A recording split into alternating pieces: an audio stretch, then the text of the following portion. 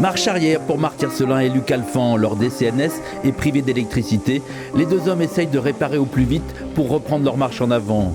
Il n'est plus du tout question de cela pour le classe 40 Initiative Alex Olivier. La quille s'est désolidarisée en milieu de journée. Elle repose dorénavant par quelques 3000 mètres de fond.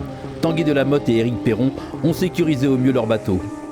On était sous pilote parce que ça mouillait beaucoup et puis on a entendu un bruit sec et en fait on s'est rendu compte qu'on n'avait plus de quilles puisque le bateau partait complètement en dérapage, quoi. On est dans un bateau qu'on risque rien, mais par contre on n'est pas encore la solution pour arriver à terre.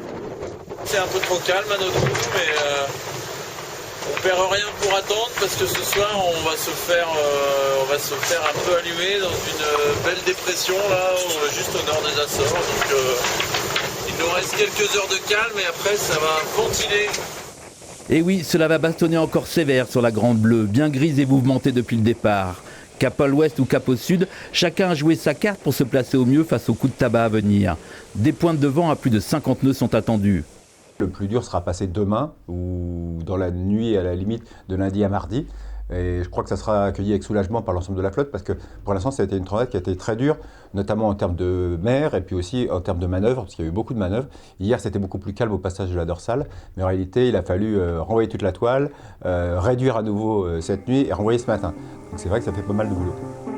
Faire le dos rond, préserver le matériel va être l'objectif prioritaire des équipages lors des prochaines 24 heures. La régate n'est pas mise entre parenthèses, mais on y verra beaucoup plus clair quand cette troisième dépression sera loin dans le sillage. Le vent n'arrête pas de monter là, depuis une heure ou deux. Et donc ce soir, on va vraiment se faire rincer.